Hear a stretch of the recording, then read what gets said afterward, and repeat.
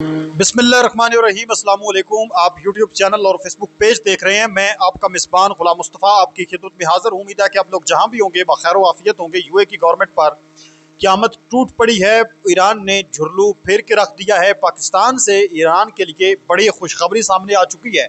इसके साथ साथ हम बात करने जा रहे हैं कि ईरान ने एक मरतबा फिर नाज़रीन मोहतरम आबनाए हुर्मुज़ के अंदर बड़ी तबाही फेरी है। इस चीज़ की बरतानिया ने, इंग्लैंड ने बड़ा दावा कर दिया है। कुछ और भी अहम तरीन चीज़ें हैं। बिलखसूस हम आज की इस वीडियो के अंदर बात करने जा रहे हैं कि जो ईरान के सबका सुप्रीम लीडर आयतुल्ला अली खामनाई साहब जो हैं, उनकी शहादत आप जानते हैं कन्फर्म हो चुकी है। और अब उनकी जो नमाज जनाजा है उस चीज़ को लेकर बड़ी अहम तरीन रिपोर्ट सामने आ चुकी है। किस दिन नमाज जनाजा होगी और कितने दिन होगी। एक दिन नहीं होगी, मुख्तलिफ मकामात पर होगी और मुख्तलिफ दिनों के अंदर होगी। वो चीज़ें भी आप लोगों के साथ शेयर करनी है। सबसे पहले मैं बात करना चाहूँगा, पंजाब हुकूमत ने पहले तो जानवरों के गोबर के ऊपर टैक्स लगाया था। अब जो है इंसानों के गोबर पर भी जो है वो टैक्स पंजाब गवर्नमेंट की जानिब से लगा दिया गया है। पहले ये रिपोर्ट आप समाअत फरमा लें। मजीद आगे बढ़ने से पहले आप लोगों से गुजारिश है, अगर आप इस चैनल पर नए हैं तो इसको लाजमी सब्सक्राइब कर लें और कमेंट सेक्शन के अंदर अपनी जो कीमती राय है उसका इजहार भी ज़रूर फरमा लें और पाकिस्तान जिंदाबाद ज़रूर लिखें।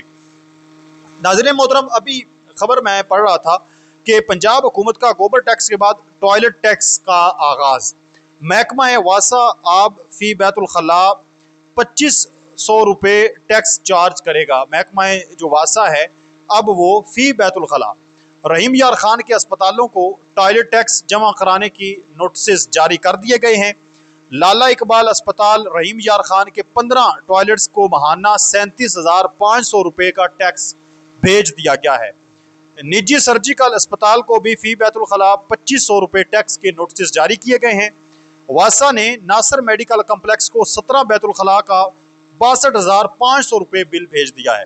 वासा के मुताबिक डॉक्टर अस्पताल एंड ट्रामा सेंटर्स को 12,500 रुपये का टैक्स जो है वो भेज दिया गया है। निजी सर्जिकल क्लिनिक की जानब से टैक्स अदा न करने पर FIR दर्ज होगी। डिप्टी डायरेक्टर वासा आमर नवीद ने कहा है ये सेवरेज टैक्स है जिसकी काबीना से मंजूरी ली गई है।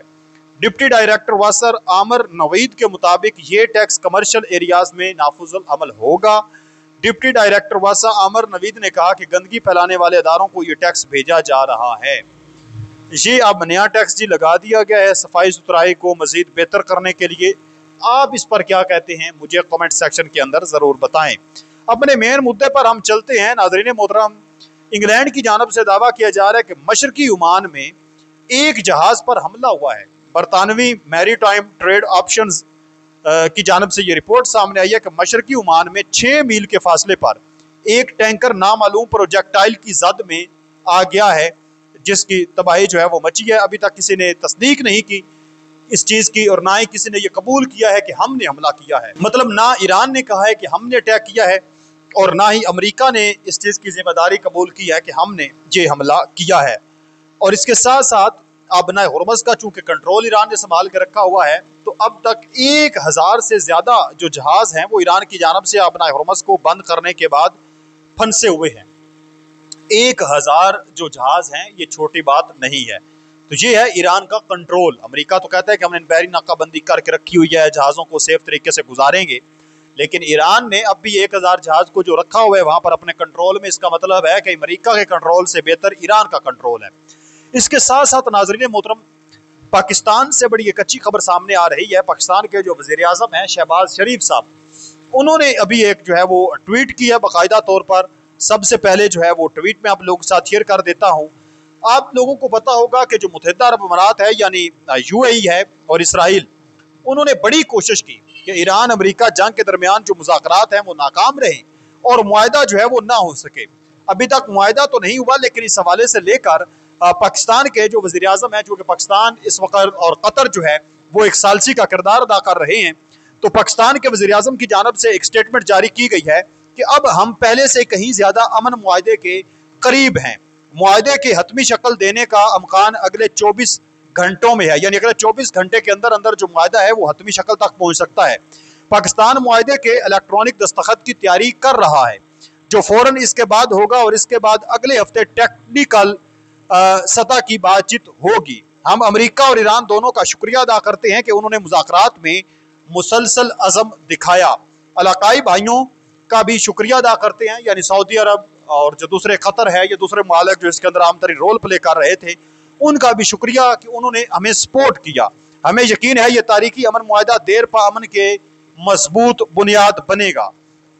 तो पाकिस्तान चूंकि सालसी का किरदार अदा कर रहा है, तो हम दुआ करते हैं कि अल्लाह रब्बुल इज़्ज़त इसमें आसानी पैदा फरमाए और पाकिस्तान के सारी ये सेहरा जो है वो बांध जाए कि पाकिस्तान ने एक बहुत बड़ी जंग को रुकवाया, वो जंग जिसने पूरी दुनिया को अपनी लपेट में रखा हुआ है। अब मुझे लगता है कि अमेरिका जो है वो घुटने टेक देगा, क्योंकि आज जो CNN ने रिपोर्ट जारी की थी, जो मैंने आप लोगों के साथ शेयर भी की थी, कि इस वक्त अमेरिका के अपने अंदर जो तेल के ज़खायर हैं वो बड़ी तेज़ी के साथ कम हो रहे हैं, और जो वहाँ पर जो उनकी जहाँ पर सबसे ज़्यादा वो तेल जमा करते हैं, कुशिंग का जो इलाका है, वहाँ पर 20 मिलियन बैरल तक तेल रह गया है, जहाँ पर आम नॉर्मल रूटीन में 70 मिलियन बैरल तक तेल होता है।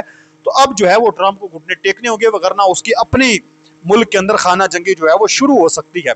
इसके साथ साथ मैं आप लोगों को बताता चलूँ कि ये यूए के लिए अच्छी खबर नहीं है, ये यूए इसराइल के लिए तबाहकुन खबर साबित होगी अगर पाकिस्तान जो है वो इसमें कामयाब हो जाता है और मुज़ाकरात कामयाब हो जाते हैं। तो ये दुबई की इसमें भी तबाही होगी अगर दुबई ईरान के साथ अच्छे ताल्लुकात कायम नहीं करता। दूसरी तरफ जो सुप्रीम लीडर थे ईरान के शहीद खामनाई, उनके जनाजे को लेकर काफ़ी ज़्यादा खबरें जो हैं वो अब तक सामने आ रही थी कि उनका जनाजा क्यों नहीं हो रहा। कुछ लोग कह रहे थे किस वजह से नहीं हो रहा, शायद वो अभी तक जिंदा हैं, लेकिन चूंकि पहले दिन से ये इतलात थी कि वो अपनी फैमिली समेत ही शहीद हुए हैं, तो इस चीज़ को लेकर नाज़रीन मोहतरम अब ऑफिशियल तौर पर ईरान की जानब से ये चीज़ सामने आ चुकी है कि शहीद खामनाई का जनाजा और तदफीन का जो प्रोग्राम है वो 4 और 5 जुलाई को होगा। हफ्ता और एतवार का दिन बनता है, 19 और 20 मुहर्रम बनती है, और ये होगा तेहरान में इमाम खमीनी मस्जिद पर। वहाँ पर नाज़रीन मोहतरम पहला जनाजा होगा। दूसरा जनाजा इनका 6 जुलाई को सोमवार के दिन 21 मुहर्रम को होगा तेहरान में। फिर इसके साथ साथ 7 जुलाई को तीसरा जनाजा होगा 2026 मंगल का दिन 22 मुहर्रम उल हराम कुंभ में, और कुंभ में जनाजे के बाद फिर 9 जुलाई जुमेरात के दिन 24 मुहर्रम उल हराम को मशहद में जनाजे की रैली होगी, वहाँ पर जनाजा होगा और इमाम रज़ा अलैहिस्सलाम के रोज़े में इनकी तदफीन होगी। तो ये अब इनकी जानब से फाइनल जो है वो ऐलान कर दिया गया है। ये फाइनल ऐलान भी हमें बताता है कि जो पाकिस्तान ने ऐलान किया है कि अगले 48 घंटे के अंदर अंदर कोई अहम तरीन मुआहदा साइन हो सकता है।